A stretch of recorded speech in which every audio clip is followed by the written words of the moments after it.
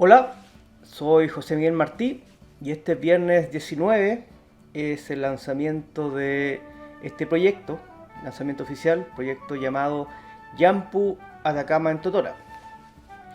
Bueno, este proyecto consta de la representación de 6 figuras identitarias de acá de la región de Atacama en base a técnicas de cestería y materia prima, fibra vegetal de acá, de la región, en este caso de Totora. Este proyecto está inspirado en el proyecto que se hizo en Chiloé, donde se representó la mitología chilota en base a la cestería y las materias primas de allá. Yo quise emular un poco esa buena idea acá en la región de Atacama, pero yo no soy de acá, yo no soy de la región de Atacama, por lo mismo el proyecto parte con una investigación en terreno y consulta a distintos agentes culturales de la región de Atacama para identificar cuál sería esas 6 figuras a representar. Yo dividí las 6 figuras en 3 grupos. El primer grupo sería la fauna, por la importancia de que reconozcamos la fauna que habita en el territorio.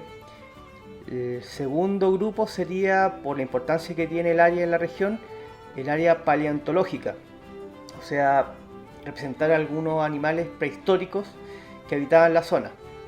Y la tercera, para hacerle el guiño al referente, que es la mitología chilota, la mitología minera de acá, de la región de Atacama. Tiene varios personajes muy interesantes. En el área de fauna, yo me hice asesorar por distintas agrupaciones de artesanas de la zona. El guanaco lo decidí con la agrupación Flor del Desierto, con las cuales estuve trabajando un tiempo. Ellas me recomendaron que el guanaco era una figura muy importante en la zona. Además, siempre camino a Totoral yo me encuentro con una manada o un grupo de guanacos que me dan la bienvenida. Por lo mismo, quedó muy ajustado el tema de... O sea, funcionó muy bien el hecho de que en Totoral hayamos decidido hacer el guanaco como una de las figuras. La otra figura identitaria surge en unos talleres que yo hago en Tierra Amarilla, a la agrupación Fortaleza de Mujer, donde decidimos que el burro sería un elemento bien importante en la zona, ya sea por el monumento que hay a la entrada de Tierra Amarilla y también por su relevancia histórica como el animal que se utilizaba para transportar los pertrechos y el mineral extraído en las minas. Un animal fundamental cuando era todo un poco más análogo, más artesanal. En el área paleontológica me hice asesorar por, dejen buscar el nombre que es un poco complejo, por Maurice Guicharus. Claro. Maurice trabaja en el Museo de Paleontología de Caldera. Lo fui a ver allá. Estuvimos revisando los fósiles que habían de animales que habitaron en la zona y decidimos 2 animales. Uno es el Atacama titán, que es esta suerte de brontosaurio, estos animales prehistóricos de cuello largo que habitó en la zona. Y la particularidad del Atacama titán, como dice su nombre, Atacama, vivió acá en el desierto de Atacama. Antes no era desierto, pero bueno, vivió en esa zona. Está limítrofe entre la segunda y la tercera región. Entonces una de las decisiones por la cual elegimos hacer el Atacama titán era atraer un poco más el animal hacia nuestra región. Bueno, yo vivo acá ya hace 4 años. El segundo animal prehistórico respondía más que nada a la materia prima y a las técnicas que yo utilizo para hacer estos diseños. Pues las selecciones tienen que ver también con la técnica y la materia prima. Ojalá no fuese así, ojalá simplemente se pudiese representar cualquier cosa, pero aún así uno tiene que ajustar los diseños al material con el cual uno está trabajando. Entonces elegimos como Maurice el Odobenocetopus, que es un animal marino que habitó en esta zona, que era un delfín con cabeza de morsa y que tenía un colmillo más grande que el otro, notablemente más grande que el otro. Y en el área minera me hice asesorar por don Alejandro Aracena, en la mitología minera quiero decir.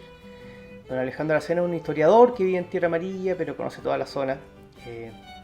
Y con él vimos dos seres mitológicos. El primero, un poco desconocido, es el Guaña Guañá, que es un burro con alas que se aparece en las noches, con color plateado, con un aura plateada. Hay dos versiones del Guaña Guañá, uno que es como un burro que se alarga, con muchas patas, y esta del burro alado. Elegimos el burro alado porque como diseño era más interesante. El otro me podía quedar parecido a una cuncuna. y también hicimos el alicanto. El alicanto es este pájaro de buen agüero que cuando uno lo ve, dependiendo del color que tenga en su colita, o sea, si lo tiene plateado es porque estuvo comiendo plata, si lo tiene dorado es porque estuvo comiendo oro, uno lo sigue y lo lleva uno a la veta de oro o plata. Entonces un pájaro de muy buen agüero. Quisimos hacerlo también en totora.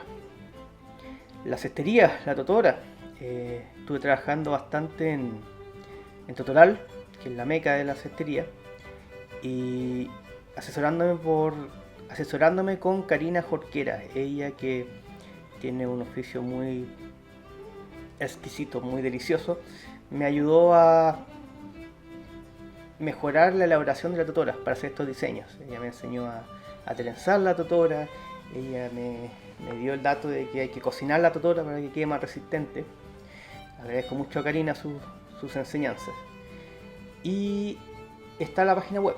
O sea, este proyecto cuenta con una página web y un canal de YouTube, bueno, y presencia en redes sociales, está el Facebook y el Instagram. En la página web ustedes pueden ver algunas reseñas del proyecto, explicaciones del origen del proyecto, fotografías, están presentes los diseños de estos animales que yo hice. Yo hice además de los diseños, hice ilustraciones de estos animales. Y están los tutoriales. Los tutoriales, de la página te lleva directamente al canal de YouTube, que al final es por donde pasa todo. Y en el canal de YouTube vemos todo el proceso de elaboración de la totora, el proceso de cómo preparar la totora, o sea, cosecharla, prepararla, y después cómo hacer los diseños paso a paso. O sea, si usted quiere hacer estos diseños, en las cápsulas está toda la información que usted necesita. O sea, qué totora elegir para trabajarla, cómo elaborarla, y después paso a paso los diseños. Entonces en el canal de YouTube, y la página también, usted puede hacer estos diseños, que es la idea. La idea es que estos diseños sean de libre acceso y que todas las personas que quieran o puedan los hagan. Son diseños propositivos. Si usted quiere cambiar algo, obviamente lo puede hacer, se lo puede acercar un poco más a las técnicas de cestería que usted maneja o cómo usted trabaja. También, obviamente, de eso se trata de que sea algo orgánico, que no sea todo al pie de la letra, pero si quiere hacerlo al pie de la letra, también está la información para que lo haga al pie de la letra.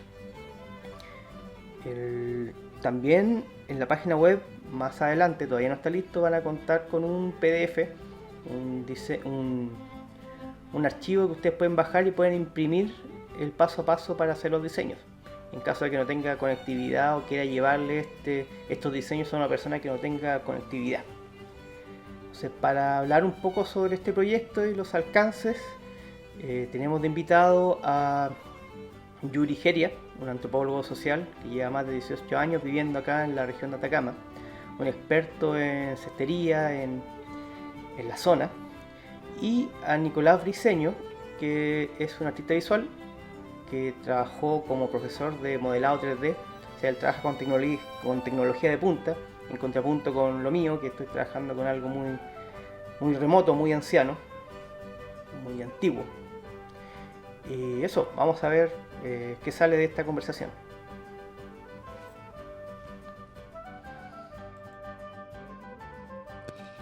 Ya, aquí estamos con Yuri Geria y Nicolás Briceño.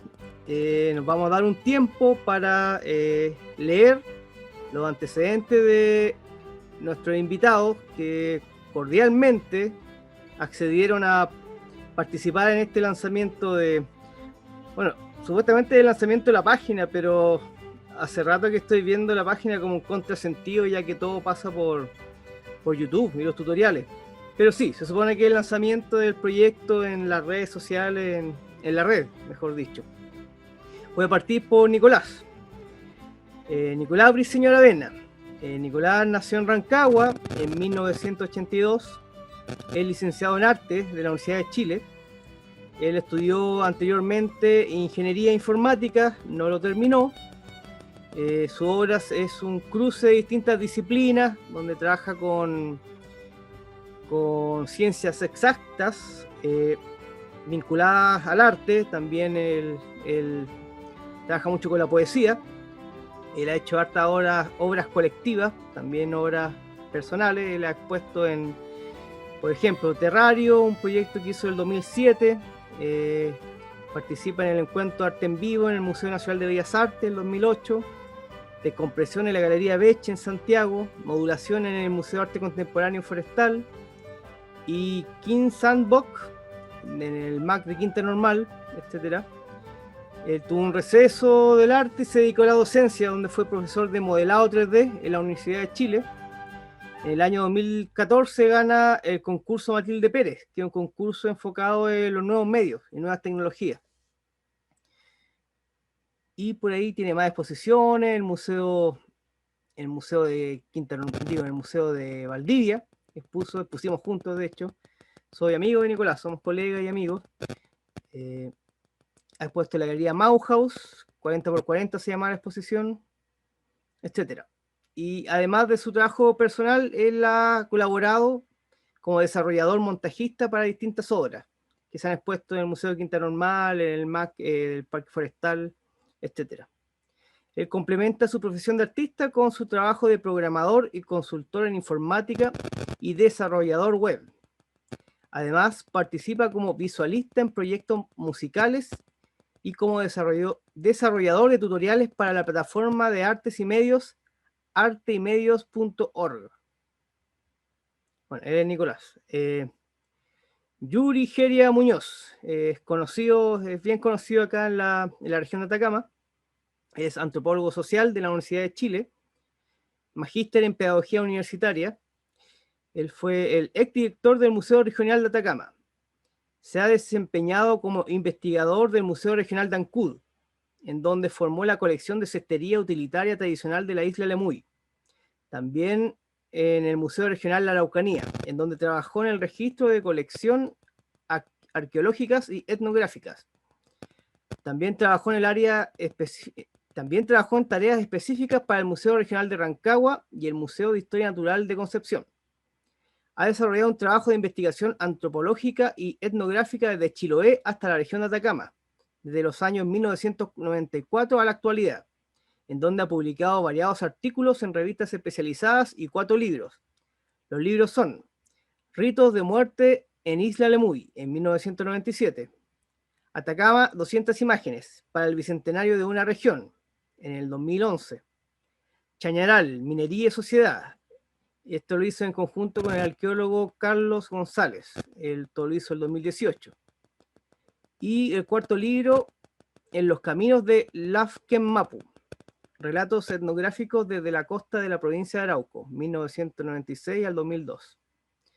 Bueno, remarcar que en el Lafkenmapu, en Puerto Saavedra, fue donde yo aprendí mi primera técnica de cestería. Yo estuve trabajando en Puerto Saavedra con artesanas lafkenche, y ahí ellas me enseñaron la técnica de cestería de aduja. Y no sé por qué se llama aduja, será porque se utiliza una aguja, no sé a qué responde ese nombre. Entonces, estamos con estos dos invitados que para generar en cierta forma una conversación en torno a este proyecto. Yuri como un experto en cestería, y no solamente en cestería, sino también experto en la región de Atacama, lleva más de 18 años viviendo acá. Y el Nicolás con su experticia en diseño, y además como contrapunto, ya que él trabaja con tecnologías de punta, a diferencia mía, que estoy trabajando con la prehistoria. Eso. ¿Cómo ves tú la cestería en la región, Yuri? Tú que has estado en otros lados, que tienes como un punto de comparación. Bueno, primero saludar a todos, a ti, José Miguel, a Nicolás, y decirles que un gusto, un agrado y un honor estar con ustedes compartiendo este lanzamiento, y también saludar a todas las personas que nos están viendo y escuchando por, eh, por las redes sociales, YouTube, etcétera.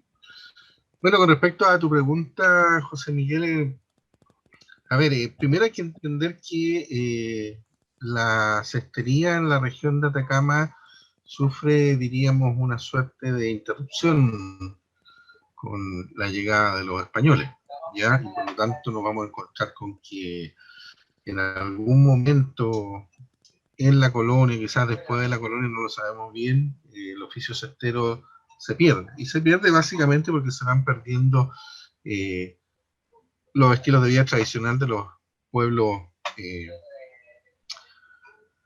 de los pueblos originarios de acá de la región, básicamente, que en esa época estaban circunscritos a lo que eran los pueblos de indios, que había tanto en el Valle del Huasco como acá en Copiapó. Y en ese sentido nos vamos a encontrar con que la tradición cestera se pierde y se retoma solamente hace unas décadas atrás, digamos, comienzo de los 90 o durante los 90 en Totoral, cuando se comienza, ¿no es cierto?, a promover el desarrollo y el uso de la totora como una fibra vegetal, ¿no es cierto?, y promover que las señoras de Totoral, ¿no es cierto?, se vayan capacitando y vayan aprendiendo el oficio de tejer la totora, y con eso se acoplan, diríamos, a una tradición que es la tradición cestera, ¿no es cierto?, de la totora de la cuarta región, que es donde ahí vienen, ¿no es cierto?, y toman ese oficio. Bueno, dicho esto, diríamos que la cestería, ¿no es cierto?, está bien focalizada en Totoral. Yo diría que ahí está el núcleo, ¿no es cierto?, de artesanas y maestras en Totora, y que todavía tiene un desarrollo que yo lo calificaría como inicial. No voy a hablar ni de básico ni primario, pero sí inicial. O sea, yo creo que eh, el trabajo en Totora en la región de Atacama está buscando todavía su espacio, sus formas y sus identidades. Yo creo que todavía está en ese proceso. ¿Mm? Yo creo que eso fundamentalmente, y eso abre bastantes perspectivas, teniendo en cuenta que, ojo, que no es un oficio que viene de la tradición, diríamos, antigua, no es una tradición, diríamos, de pueblo originario, sino que es una tradición mestiza, una tradición que viene de la cestería, ¿no es cierto?, de origen mestizo, de origen español, y con algunos elementos eh, muy antiguos, de mucha data, ¿no es cierto?, de los pueblos indígenas que vivían en esta zona. ¿Mm? El, Eso como para la primera pregunta. el, bueno, que tú sabes harto de historia, entonces igual es divertido hacerte algunas preguntas. O sea, yo siempre veo la cestería como una suerte de atavismo que se concentra en algunos lugares. Bueno, y sabemos que acá en la región eh, tuvimos la primera locomotora, bueno, no a nivel sudamericano, porque por ahí he escuchado que se mintió esa información, no fue la primera locomotora en Sudamérica, pero sí la primera locomotora en Chile. La Entonces, segunda de América. la segunda de Latinoamérica, ya. Entonces, en cierta forma, y lo podemos ver acá en la región de Atacama, cómo vive la gente con, entre comillas, el avance tecnológico a flor de piel. Hay mucha tecnología involucrada por la economía, pues hay harto mineral, el mineral conlleva dinero y se invierte en tecnología para optimizar las extracciones, etcétera. Entonces, sí, pues, tal vez, como dices tú, está muy focalizado en algo medio folclórico en Totoral, tal vez. La verdad es que yo no he visto mucho, a no ser que el personaje este que vende cestería de Chimbarongo en el centro de Copiapó. Se me olvida el nombre del caballero. Sí, pero mira, yo no sé si hablaría folclórico, porque a mí me parece que hay tradiciones que son un poco prestadas, que vienen del sur, ¿no es cierto?, la cuarta región, y que de alguna u otra manera han sido o se están resignificando. Yo creo que por eso hablaba de una búsqueda, y esa búsqueda, como dices tú, tiene que ver también con esos atavismos. Ahora, me estaba acordando de haber visto también en Alto del Carmen a un personaje, ¿no siendo vendiendo sus canastos de mimbre, de quila en particular. ¿Ah? Y de hecho me acuerdo haberme traído un ropero de quila grandote, ¿no es cierto?, de Alto del Carmen, hace ya unos 16 años, 17 años atrás. Pero como te digo, yo creo que efectivamente hay un tema, ¿no es cierto?, de experimentación, de trabajo, de propuesta que todavía se está desarrollando. Hay algunas proyecciones en términos de nuevos artesanos que no son de Totoral. Y es curioso que además surge en Totoral, porque Totoral siempre ha sido vista como un pueblo, una localidad muy particular.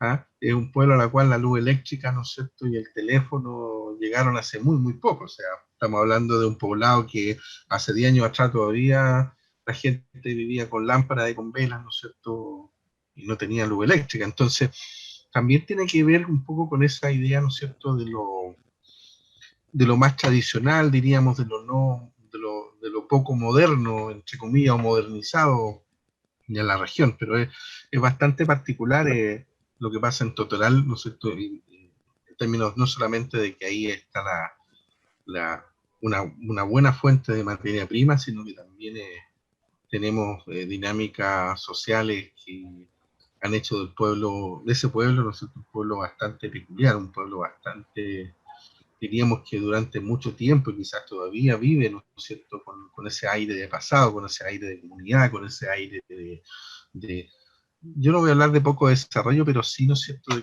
con ese aire íntimo, ¿no es cierto?, de las personas compartir eh, en un espacio que es un espacio comunitario, un espacio, diríamos en ese sentido, también tradicional.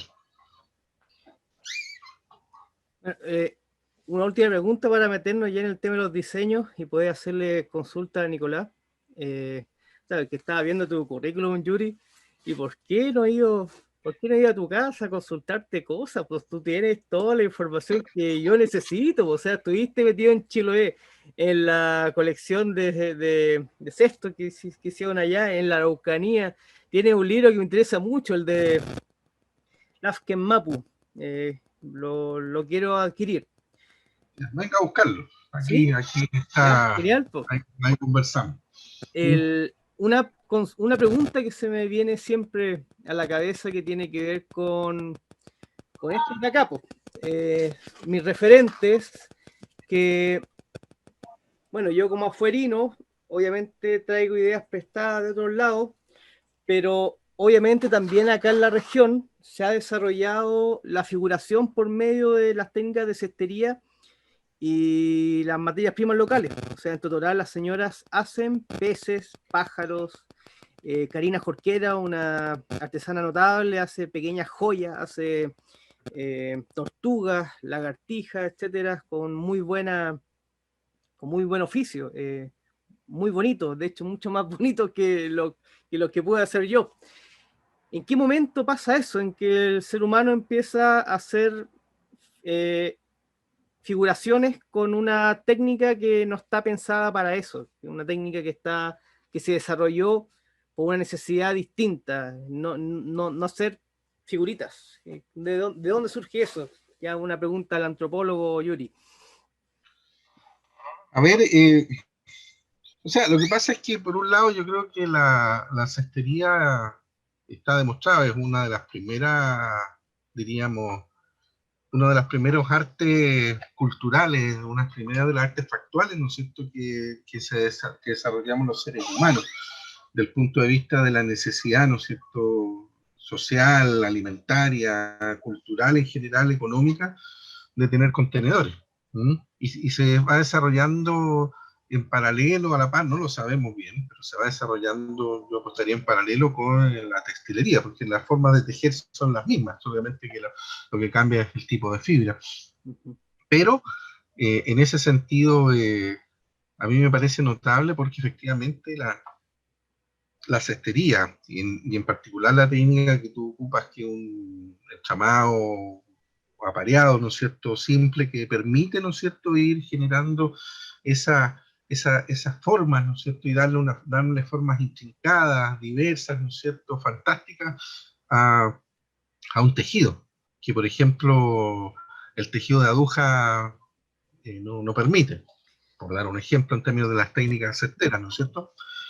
Pero que en definitiva ha sido ocupado, o sea, ha permitido ocuparse para expresiones, diríamos, de carácter eh, un poco más compleja, desde el punto de vista de las representaciones, de ciertas historias, personajes míticos, mitos más que nada, no voy a hablar de leyenda, pero sí de mitos de los pueblos. O sea, y en ese sentido el trabajo de las artesanas chilotas, ¿no es cierto?, con estas figuras mitológicas que surge, no te diría por ahí por la década del 70, 80, en Chiloé del siglo pasado, ¿eh? Eh, Genera toda una nueva tradición que hoy día la calificamos, ¿no es cierto?, desde el punto de vista técnico como una artesanía tradicional, es una cestería tradicional, independientemente que no es una cestería utilitaria, y ahí hacemos la distinción, o sea, ¿ah?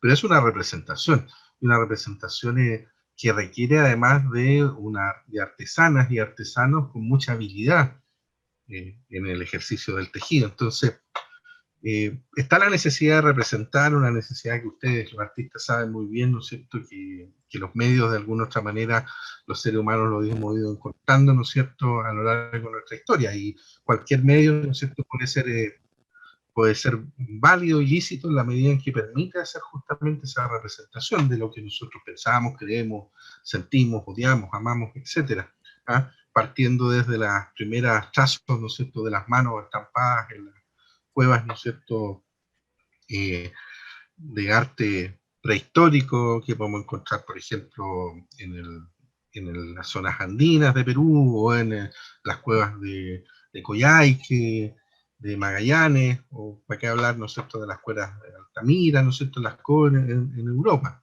¿ah? Y partiendo de eso, ¿no es cierto?, hay unas formas de expresiones que los seres humanos vamos trasladando a toda nuestra actualidad. O sea, con la textilería no solamente nace no solamente nace la necesidad de poderse abrigar, ¿no es cierto?, sino que también el textil se convierte en una forma de expresión. Y lo mismo pasa con la cerámica, ¿no es cierto?, y sus dibujos, ¿no es cierto?, y pasa también con esta cestería que creo yo que se transforma en un ejercicio que me parece bien interesante, sobre todo porque es un ejercicio que requiere de mucha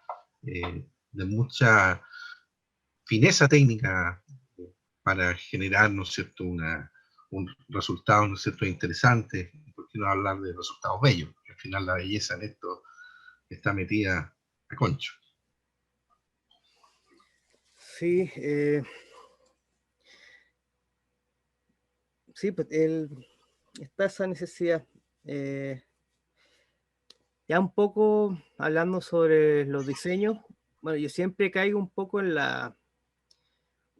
Yo trato de sacar el trabajo de mi esfera personal. Yo soy artista, llevo un tiempo trabajando en las artes populares, pero trabajando en disolver un poco esa línea que diferencia las artes mayores de las artes menores.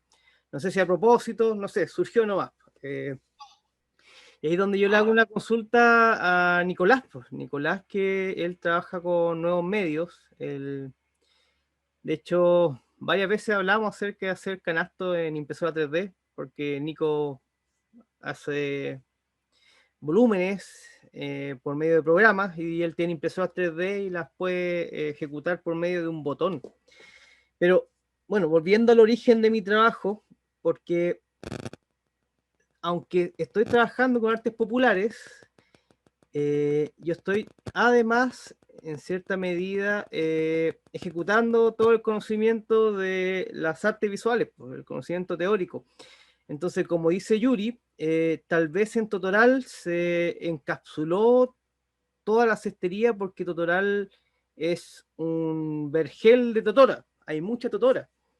Entonces está la materia prima ahí, y hubo un movimiento interesante, no sé en quién lo habrá impulsado, tal vez ellos mismos también, de sacarle rendimiento a la materia prima que tenían a su alcance.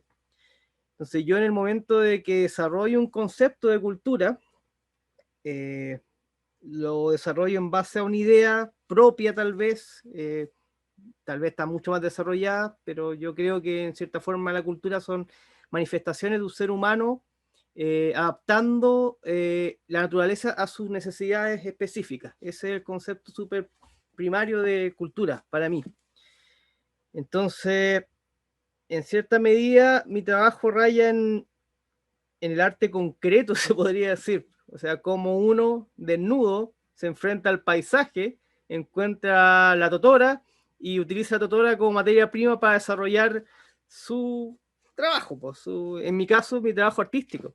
Pero ya metido en lo funcional, no sé, pues como casi medio absurdo o no sé, o demasiado encapsulado en que artesanos hagan estas figuras para que las vendan en ferias artesanales, pero no sé, pues hay una mordida de cola, no sé cómo explicarlo. Yo siempre siento que estoy demasiado aún encapsulado en lo que es el arte y bueno, y ahora un poquito más proyectado a lo que es ayudarle en la economía a artesanos locales para que tengan más productos y hagan más productos, porque este proyecto tiene que ver con los tutoriales y que la gente aprenda a hacer estos bichos, los desarrolle, los adapte a sus necesidades, a su experticia y después los venda en feria artesanal. Pues. ¿Qué dices tú, Nico, que trabajas con otros medios mucho más inmediatos?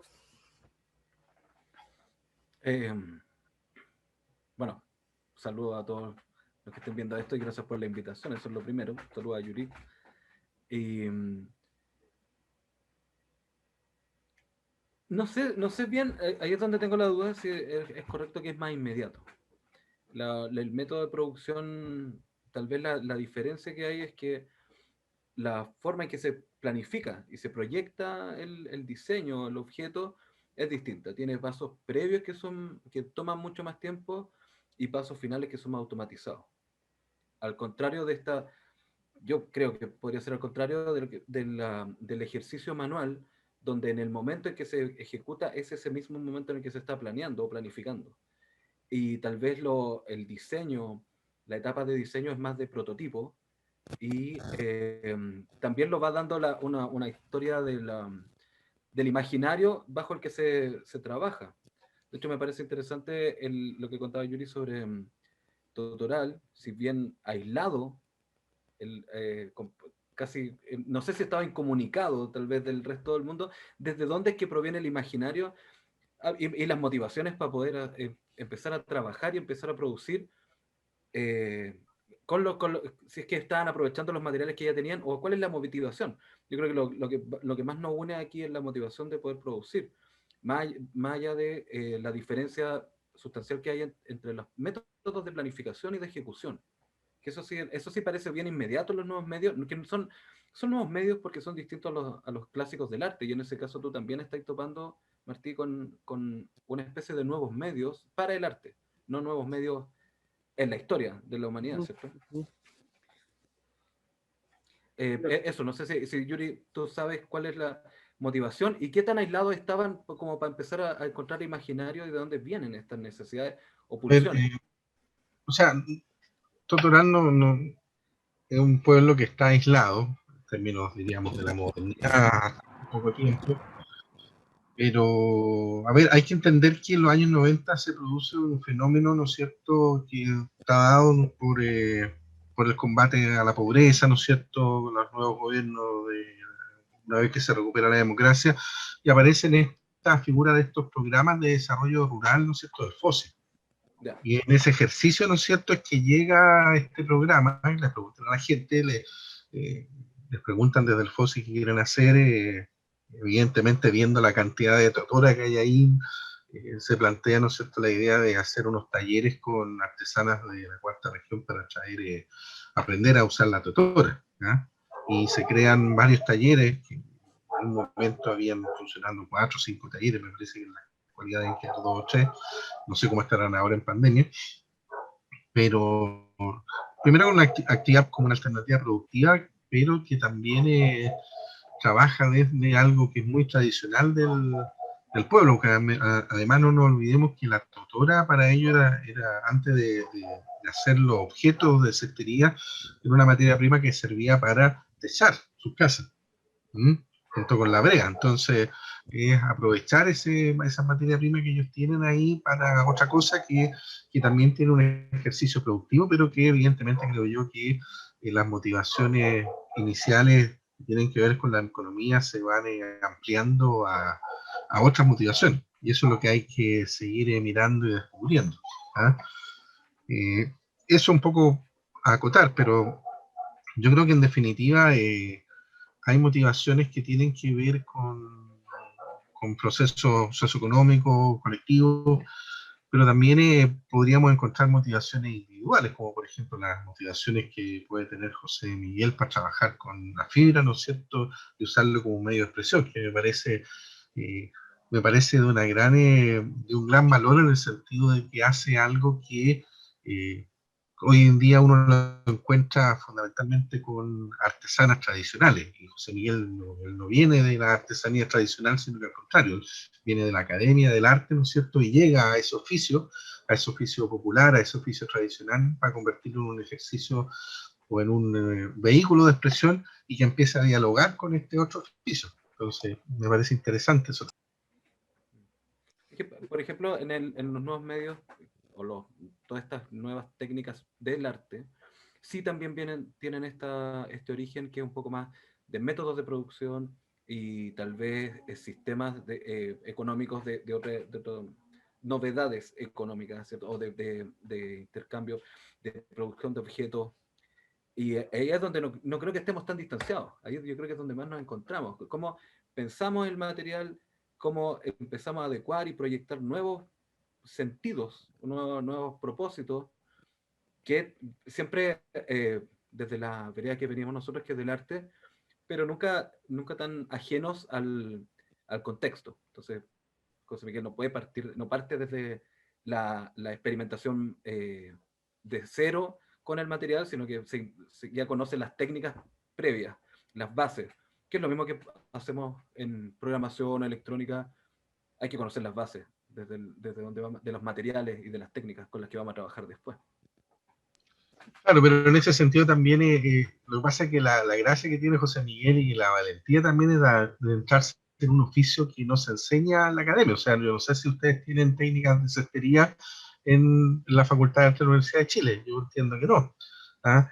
Y la artesanía, yo diría que dialoga muy bien con el arte, o sea, muy, muy bien. O sea, yo pertenezco al comité asesor de la Fundación Artesanías de Chile y ahí somos 4. Y de hecho, habemos 2 antropólogos, un antropólogo y un antropólogo, y que convivimos con otros 2 colegas, pero que vienen del mundo del arte, o sea, que son una de las facultades de Diseño, Arquitectura y Urbanismo de la Universidad Católica, y la otra colega que fue una destacada docente de la Facultad de Arte de la Universidad de Chile, que ya se retiró hace un par de años, la profesora Beatriz Espinosa, que además tiene raíces en nuestra región. Ella tiene su hijo acá y vivió mucho tiempo acá. Y que efectivamente ahí hay un diálogo bien interesante, bien entretenido. Como dices tú, Nicolás, o sea, que no estamos hablando de tradiciones distintas, sino que son tradiciones que van convergiendo, ¿ah? Y que pueden dialogar perfectamente, pero insisto, o sea, yo creo que la gracia que tiene lo que hace José Miguel es que José Miguel se ve obligado, ¿no es cierto?, ante la idea de trabajar con fibra, de ir a aprender, ¿no es cierto?, la técnica para poder después con esa técnica poder trabajar, ¿no es cierto?, nueva forma de expresión, este nuevo medio, diríamos, desde el punto de vista de lo que es el trabajo del artista. Bueno, recordar que el lanzamiento de este proyecto en la red es un proyecto Fondar, y yo lo pensé como proyecto Fondar, y la verdad es que no es que lo haya forzado, lo llevé explícitamente pensando bueno, yo creo que postulé al área de artesanía, o yo hace rato que estoy con la postura de que un proyecto de arte o artesanía financiado por el dinero de todos los chilenos tendría que en cierta forma estar enfocado a todos los chilenos más que a investigaciones personales transformarse uno en un medium no sé, de voluntades colectivas, bueno, y regional en este caso. Entonces yo lo llevé, quise sacarlo un poco porque yo sigo en el circuito artístico, quise sacarlo del circuito artístico y llevarlo incluso a lo más, más concreto, o sea, desarrollar estos personajes en Totora y desarrollar todo también, o sea, en un principio iba a hacer yo talleres en distintas zonas. Alcancé a hacer un taller en Totoral, que fue donde salió la idea de hacer el guanaco. Hice un taller en Caldera, porque estuve en contacto con el Museo Paleontológico un buen tiempo, donde también me ayudaron a elegir los seres de los seres prehistóricos para hacer en Totora. Y en Tierra Amarilla, que también ahí salió el burro, hacer el burro en Totora. Pero aún así, mientras hablamos sobre esto, siendo que es tan concreto, o sea, desarrollar figuras para que otros artesanos lo hagan y lo vendan, aún así lo encuentro un poco encapsulado. Pongámonos un poco más filosófico. Yo hace rato que quería romper un poco la esfera artística y meter el arte en la vida. Quiero entrar en la vida, quiero ya salirme de esas esferas, de esos núcleos sociales, como sería la connotación arte, y por lo mismo yo estoy trabajando ahora con artes populares, con un concepto de cultura mucho más inmediato, pero aún así, trabajando con cestería, acá ya estoy un poquito llorando mi disconformidad en algunos casos sobre mi quehacer. Sigo encapsulado porque sigo trabajando para una burbuja, porque al final estos productos, más que meterse en la vida, como que se meten dentro de otro espacio protegido por una burbuja cultural, que vendría a ser la artesanía. Y no sé, pensando en los canastos, lo que yo decía antes, Yuri, pues los canastos antes tenían una función bien específica, súper utilitaria, estaban ahí, eran parte de. Pero hoy en día los canastos pasan a ser objetos de decoración, pues, porque son mucho más rentables los canastos de plástico y se hacen más rápido y se venden más baratos, pues. Entonces, ya un canasto es un objeto de semilujo, se podría decir, siendo que uno puede adquirir cosas mucho más baratas, optimizadas por la industria o por las nuevas tecnologías. Entonces ahí está un poquito mi anhelo de hacer este proyecto para meter mi trabajo en el arte en sí mismo, pero veo que aún así está encapsulado dentro de un concepto súper de consenso, súper protegido de consenso, que es la artesanía también, pues.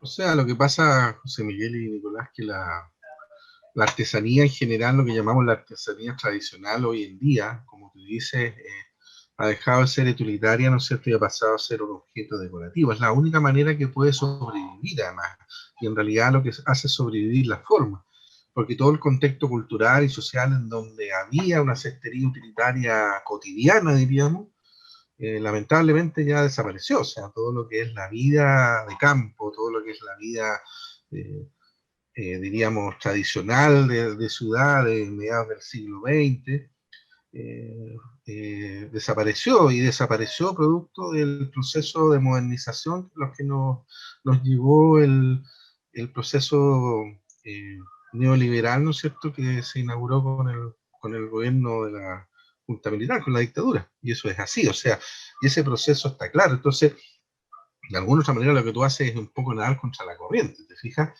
Y lamentablemente es así, o sea, a mí me tocó en Chiloé cuando yo estuve en Isla Lemuy recolectando estos canastos y estas canastas maravillosas, que yo me enamoré de ellas, y que llevé al Museo de Ancud. Me tocó ver un espacio tradicional en donde esas familias usaban y tejían, Entonces, cuando yo llego a pedir esos canastos para llevarlo a un museo, al principio me miraba muy extraño, decía, pero ¿por qué quieren estas cosas que para nosotros casi no valen? Porque es algo que nosotros ocupamos cotidianamente, diariamente, y que en realidad las necesitamos porque nos sirven para nuestro quehacer. Entonces, ¿qué valor tienen para un museo? Y la verdad es que al principio explicarle a esas personas era un poco difícil. Después, cuando lo fueron entendiendo, ¿no es cierto? Yo creo que ahí se abrió un nuevo mundo, o se empezó a abrir un nuevo mundo. Yo no voy a tener la fatuidad de decir que yo les abrí un nuevo mundo, pero yo creo que de alguna otra manera esos ejercicios empiezan a abrir nuevas perspectivas. Y lamentablemente hoy en día nos encontramos 30 años después con una cestería que es una cestería, ¿no es cierto?, como tú dices, decorativa, que toma las formas tradicionales, pero que es decorativa. No sé si, Nicolás, un poco de la lógica del nuevo medio también ahí, un poco cómo se va reemplazando eso. Yo creo que uno de los puntos, o una de las amenazas o temores que tiene Martí, de alguna forma ya lo está evitando. O sea, hay otros casos de comunión entre arte o agentes externos con las comunidades que desarrollan cestería o tal vez otro tipo de técnicas, eh, no sé, más antiguas, ¿no? Donde ya derechamente intervienen el núcleo de producción casi para aprovecharlo como otro medio de producción. O sea, estoy pensando en diseños industriales donde van y derechamente encargan un objeto nuevo y casi están determinando qué es lo que es el nuevo imaginario y la nueva producción de algún lugar. En cambio, la tarea de Martí probablemente esté más vinculada a motivar y a crear nuevos imaginarios para este sistema de producción sin determinarlo derechamente. Y ahí es donde el valor que tiene la pieza para el que lo fabrica y para los que tal vez lo van a comprar o utilizar, eh, está un poco más vinculada directamente porque nace desde ellos mismos, no de un agente externo, no es la copia de un diseño, no es la intromisión directa de otro agente o de otra. Estoy pensando en diseño industrial, en algunos casos de diseñadores industriales que han trabajado con cestería, donde ya definitivamente trabajan una pieza de diseño que es completamente ajena a la localidad. Pareciera un poco más apelando a la universalidad. En este caso, aquí, además que es un sitio muy nuevo, al parecer. O sea, se empiezan a trabajar desde los 90. Es una tierra muy fértil para crear nuevos imaginarios y nuevas propuestas que sean originarias, ¿cierto? Que nazcan desde estos núcleos. Entonces no lo veo, no veo el peligro que todavía que está viendo inmediatamente José Miguel. Tal vez es cosa de tiempo y van a aparecer estas expresiones.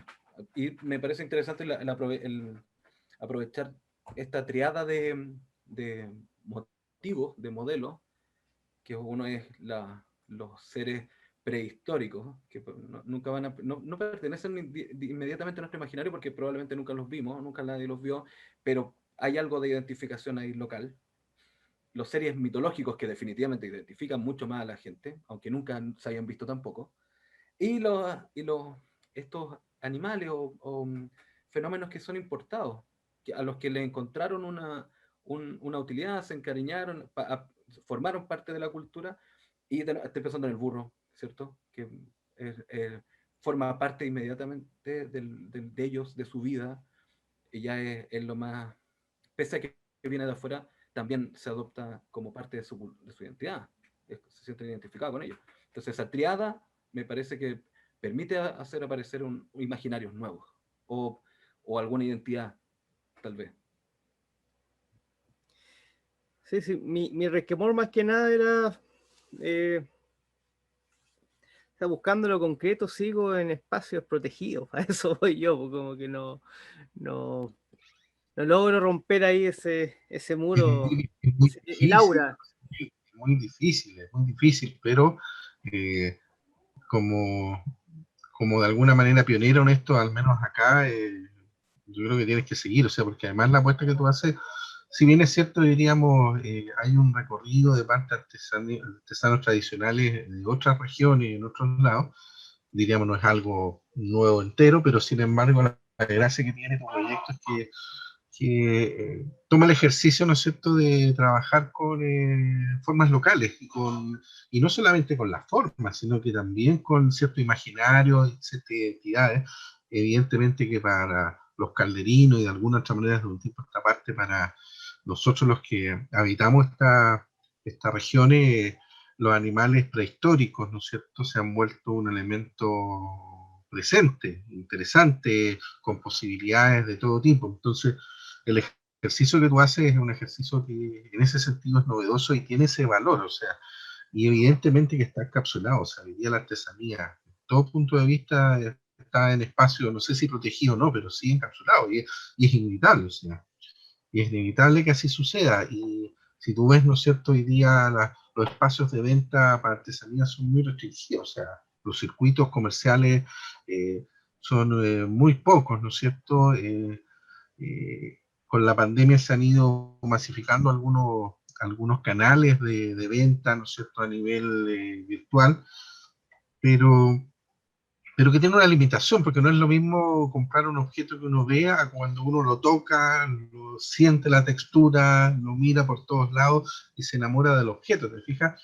Y en ese sentido, la cercanía tiene esa problemática. Y bueno, los artesanos en los últimos tiempos han tenido ese problema, que es el problema del canal de distribución, o sea, dónde vendo, cómo vendo, o sea, porque si yo pongo un puesto de artesanía en cestería en Totoral, evidentemente el público, lo que voy a vender, va a ser muy limitado, ¿no es cierto? Y ahí hay un tema también que es importante, pero efectivamente, como tú dices, o sea, es un desafío que tú tienes y un desafío que no es fácil de romper, ¿ah?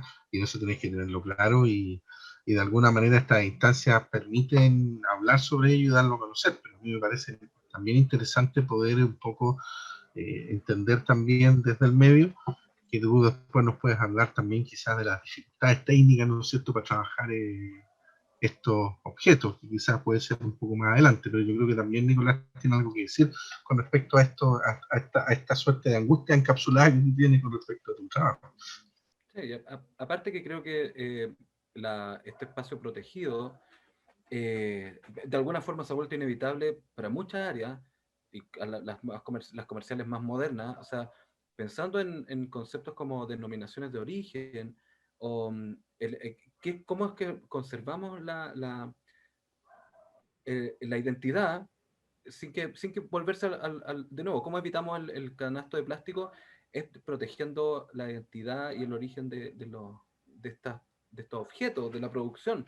Si no, podrían ser producidos en cualquier parte y se entregan como una... Yo entiendo que tú estás haciendo tutoriales y que de alguna forma podría expandirse la técnica a cualquier parte. Entonces la búsqueda no es técnica, la búsqueda es de identidad y de imaginario.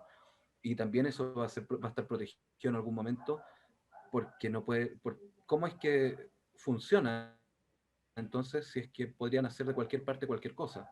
¿Cierto? ¿Cómo se reconoce lo originario, lo local en los sistemas de producción? Hay un espacio protegido que yo no digo que sea institucional, probablemente sea parte del concepto, de los valores de la transacción, del sistema comercial, en que tenéis que vender un producto, básicamente.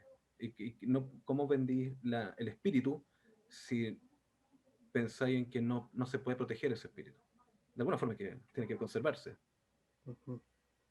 Bueno, igual cuando yo hablo de este espacio encapsulado y protegido, de nuevo estoy divagando, pero que es lo que me interesa para rescatar sus puntos de vista. Nicolás, colega artista, Yuri, antropólogo y con vasta experiencia en esto. Es que, por ejemplo, yo cuando era pintor, uno pinta. Y porque uno pinta, ese producto es arte, porque es una pintura. Hay un estigma hacia ese producto por haber sido hecho a mano, con pintura, de que es obra de arte. Y alejándome un poco de esa protección cultural que, bueno, que en muchos casos es mal usada. O sea, cualquier cosa con pigmento sobre tela se considera arte. En artesanía pasa un poco parecido, pues. Yo quería escaparme un poco de esa protección, tocar en cierta forma el flujo universal de la vida, más que estos espacios o estas connotaciones culturales que le damos a ciertas manifestaciones.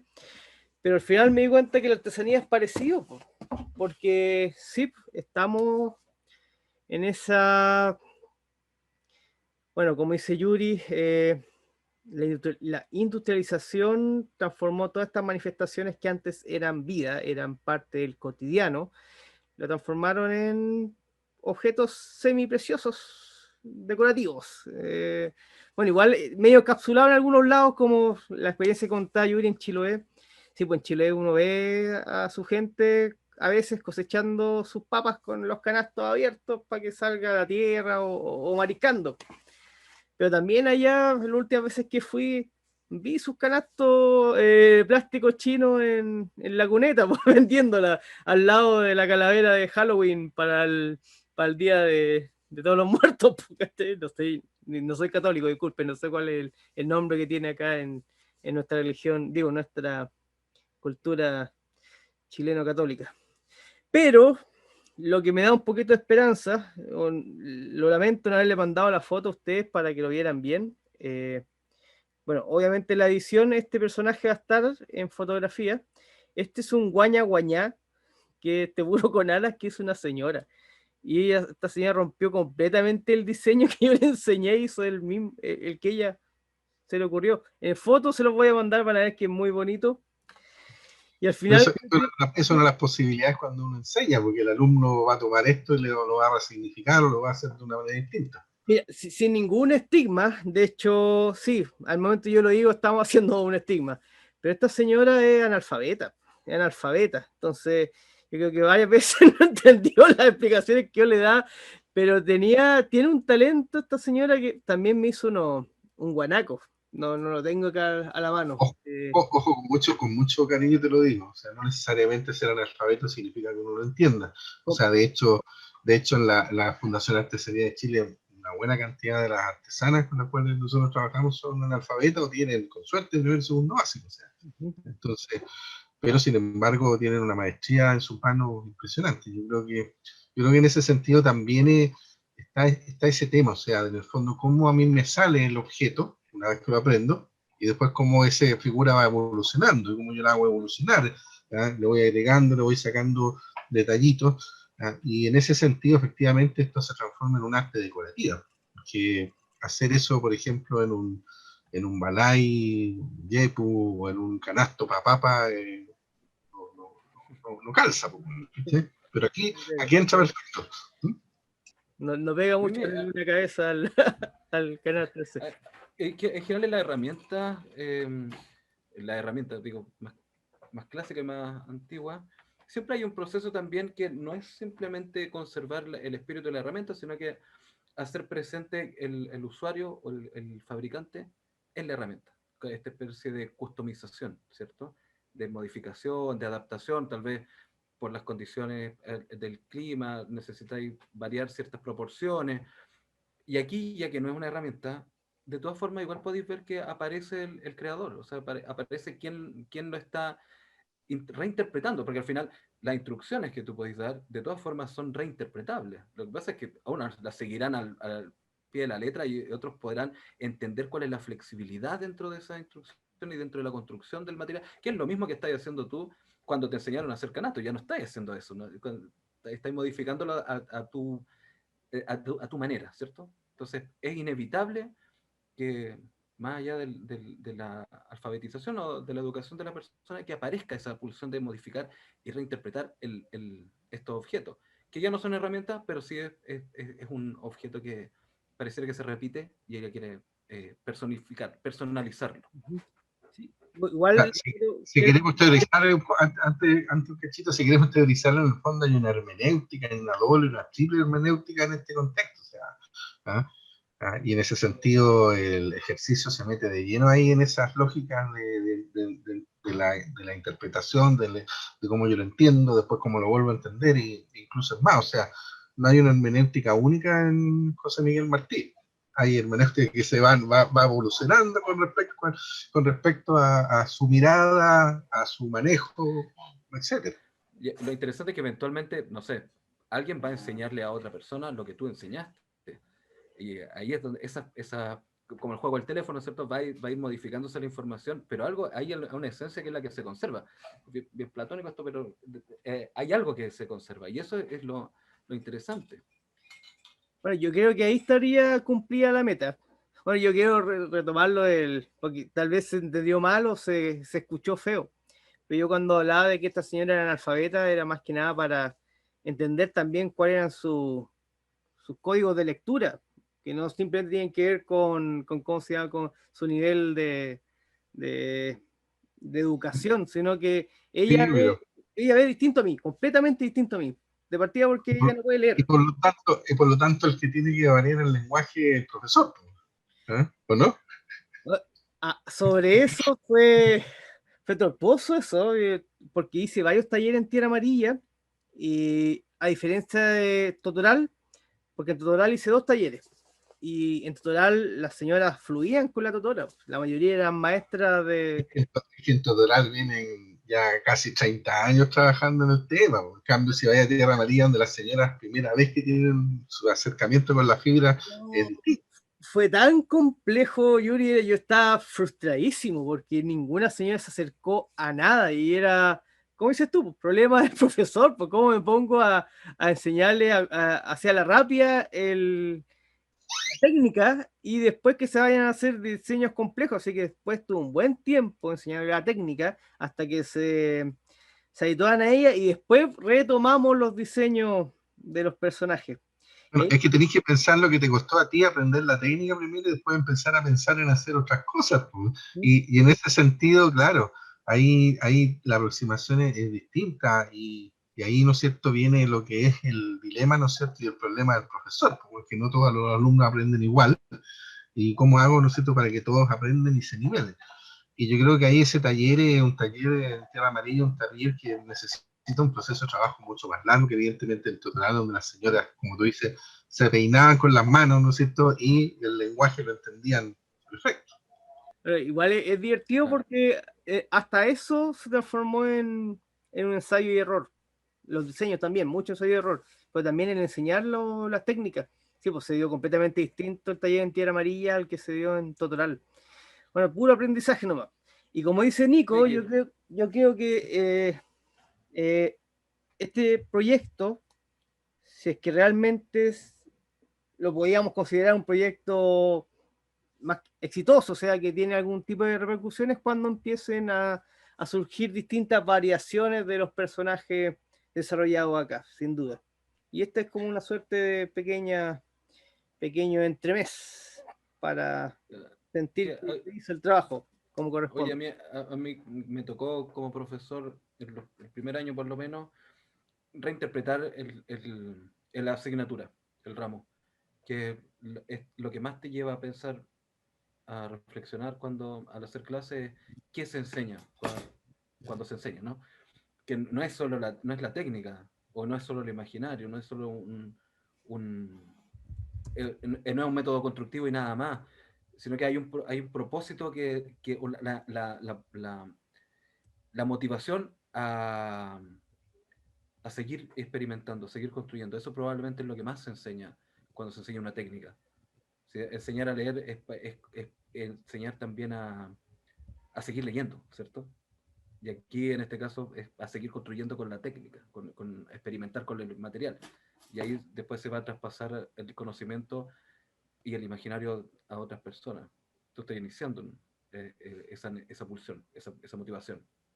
O sea, absolutamente, yo creo que lo que dice Nicolás y con lo que tú dices, además, efectivamente, o sea, yo creo que más que un ejercicio estético, la gracia del proyecto y la relevancia del proyecto y la proyección de este proyecto es lo que tú dices, o sea, que en el fondo las personas, ¿no es cierto?, a quienes tú le hiciste taller y aquellos que puedan ver los tutoriales en YouTube, hagan esto y lo empiecen a reproducir o lo empiecen a transmitir. Si eso sucede, fantástico. Y además, ¿no es cierto?, con el contenido que tiene, o sea, porque no es lo mismo hablar de un Pegaso que de hablar del guaña guañá. Y si yo miro, ¿no es cierto?, el objeto, y si no tengo idea que el guaña guañá, decir, esto parece un caballo con alas, te fijas, es un Pegaso. Y en ese sentido también ese ejercicio es súper importante, o sea, entender, ¿no es cierto?, cómo estos animales prehistóricos, estos dos que tú tomaste, más el burro, más el guañaguañá, más el alicante, ¿no es cierto?, tienen una lectura que es cultural, que es local, y que efectivamente eso es lo que le tiene que dar la sustancia también al asunto. ¿Mm? Y si a la señora se le ocurre, no sé, pues el guanaco, en vez de leerlo como guanaco, leerlo como el yastay, por ejemplo, fantástico. ¿Mm? Y hasta ahí es un guanaco muy grande, Nico. Es un guanaco, es un poco parecido a lo que es el acuatiri del mundo andino, pero acá el yastay, que es un guanaco blanco que cuida los rebaños de guanaco para que no les pase, no hagan daño, ¿te fijas?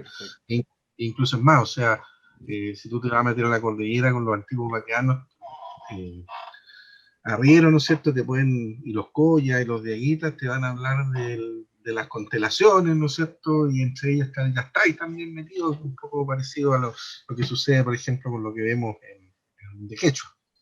Oye, Entonces, perdón por la ignorancia, pero ¿tiene alguna relación también con los geoglifos? eh, o sea, lo que pasa Hay representaciones de estos animalitos gigantes en la Tierra en o no? algunos lados, ¿ah? En algunos lados, pero como te digo, yo creo que lo importante de esto es ese ejercicio de diálogo cultural que se puede producir a partir de esta figura. Y por eso te digo, yo creo que lo importante no es que las personas lo hagan tal como, o exactamente igual como José Miguel se los enseñó. Lo importante, ¿no es cierto?, es que se genere una dinámica de traspaso de este ejercicio, ¿ah? Con un, diríamos, con dos con una dificultad, sobre todo en Tierra Amarilla. O sea, ¿qué pasa con aquellas personas que no saben nada y aquellas personas que efectivamente aquellas que son ya artesanos, o sea, y que manejan la técnica y manejan la base, ¿no? Y esa es un poco la dificultad. Yo veía los videos tutoriales, claro, los videos tutoriales de José Miguel están muy didácticos, tremendamente largo, porque en el fondo José Miguel parte de la técnica, o sea, agarre las cuatro fibras, no sé, tú póngala acá, eh, y es como lo han enseñado, se hace como uno hace el inicio del canasto, ¿te fijas? ¿Ah? Y no es fácil, no es fácil tampoco, o sea, ¿ah? No es llegar y hacerlo, o sea, requiere de una cierta destreza que si tú no te vienes aproximando por primera vez te va a costar. Entonces, yo creo que ese ejercicio es un ejercicio bien interesante, pero yo creo que también los videos rescatan el ejercicio de la técnica. A mí me parece también valioso eso. ¿Mm? Que hay un ejercicio que también es un poquito oculto, que es en el fondo cómo es la base de la cestería, y es algo que si tú no lo ves directamente en el artesano o la artesana, no lo vas a cachar, no lo vas a conocer bien. Entonces, eso yo creo que tienes que desangustiarte un poco. Yo creo que lo importante es que aunque sean dos o tres personas que queden trabajando con esto, me parece que es un tremendo aporte. Miren, de hecho, este último pimponeo de ideas es todo lo contrario, Yuri. Estoy motivado. De hecho, vi el próximo proyecto. Pues, el próximo proyecto es darle vida un poco a estos diseños, armar instancias donde se realicen estos diseños por una u otra forma, por uno u otro motivante. O sea, como proyecto B o como el proyecto a seguir en base a estos diseños. Sí, pues que se empiecen a hacer pues, y se pueden generar instancias para que la gente empiece a aplicarlo.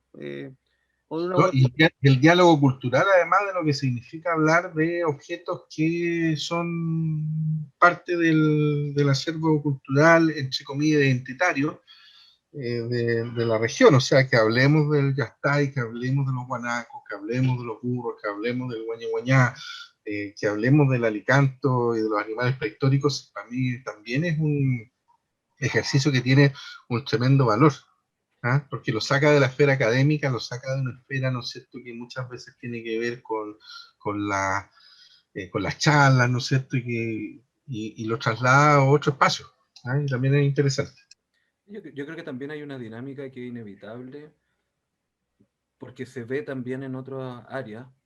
Tal vez no es una necesidad primaria, pero sí hay, eh, por ejemplo, en la cocina, en el tejido, en otras áreas, tú vas a ver que se empiezan de alguna forma pasa a ser la técnica, la parte más básica, pasa a ser parte de una capa que todo el mundo tiene, una pincelada que todo el mundo conoce, todos sabemos de qué se trata el tejido con palillo o el telar, más allá de si somos expertos o no, nunca lo hemos hecho, pero ya es parte de nuestro imaginario, la técnica.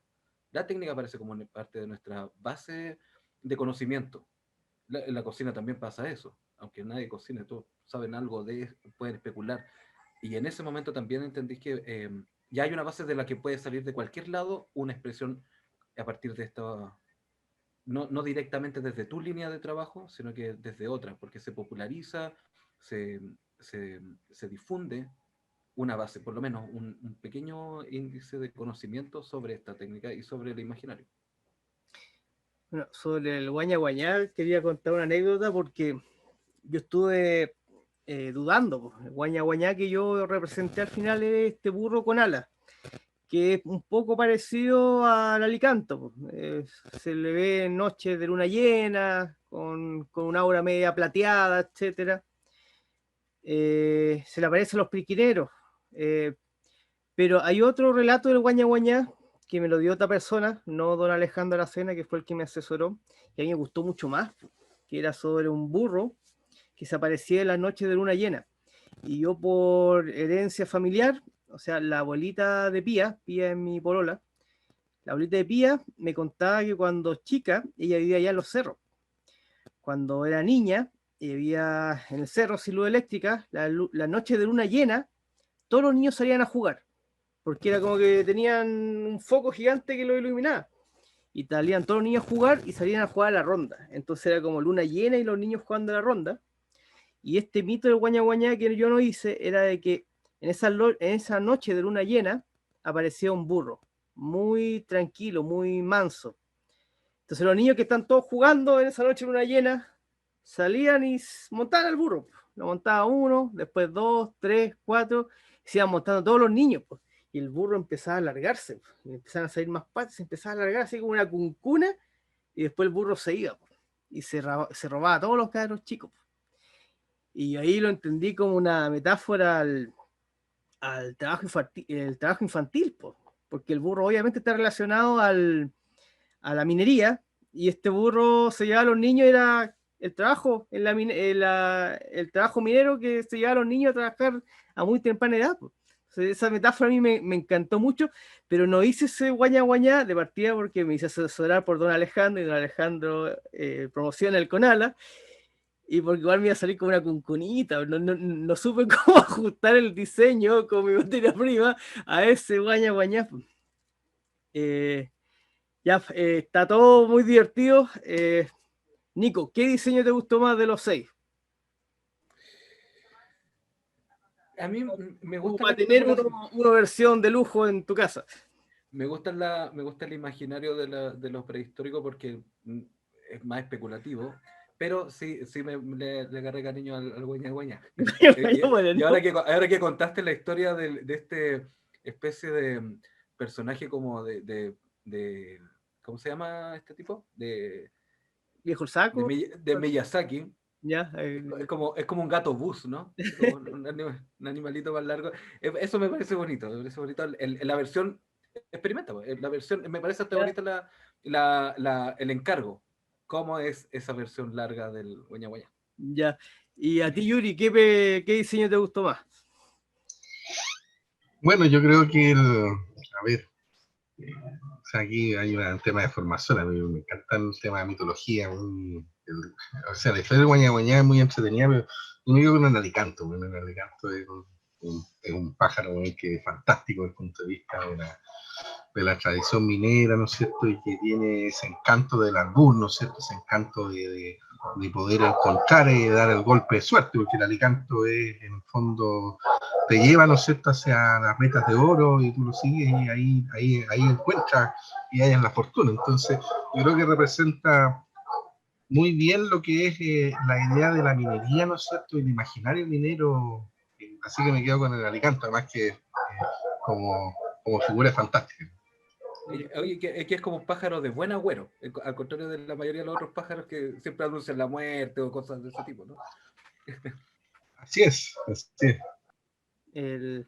Bueno, un poco a lo Don Francisco, o no sé, yo, o sea, esa pregunta era porque a Nico le va a llegar su guaña guañada con muchas patas y a Yuri le va a llegar su alicanto hecho con mucho cariño. Y con esto, agradecerle mucho su participación, estuvo muy divertido, insisto, esa angustia que proyecté en un principio se dio, ¿cómo se llama? Aliviada al momento de que por medio de esta conversación, gracias a ustedes dos con sus enfoques, logré ver cuál es la proyección y cuál sería en cierta forma el logro de este proyecto. O sea, que se difunda, que se hagan y que no me pertenezca, porque esto no, pues no me pertenece, insisto, son fondos de todos los chilenos, yo solamente fui el medium que tiró por ahí una roca y ojalá que se transforme en un aluvión, ¿no? No, que se transforme en un coso, ya en algo más grande que no me pertenezca, eso. Muchas gracias Yuri, muchas gracias Nicolás, al público, vea la página, pero más le recomiendo que vea el canal de YouTube, porque además está media lenta la página, no sé por qué. Eso, que estén bien, muchas gracias. Gracias, José Miguel. Un gran abrazo. Quedaremos esperando en Alicanto.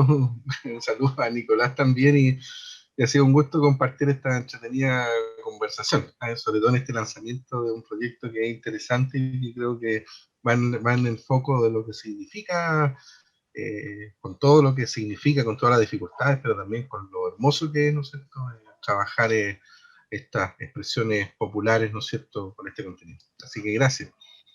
Gracias también por la invitación y un gusto, Yuri. Súper buena onda. Y me gusta esta dinámica, ¿cierto? No es tan de presentación formal, sino que es más de interacciones y que van saliendo en el momento algunas problemáticas y tratamos de resolverla o conversar nomás, ¿cierto? Tenemos armado otro podcast entonces. Claro. Ya, Ya, pues, un abrazo, nos vemos, chao. Salud. Chao, salud.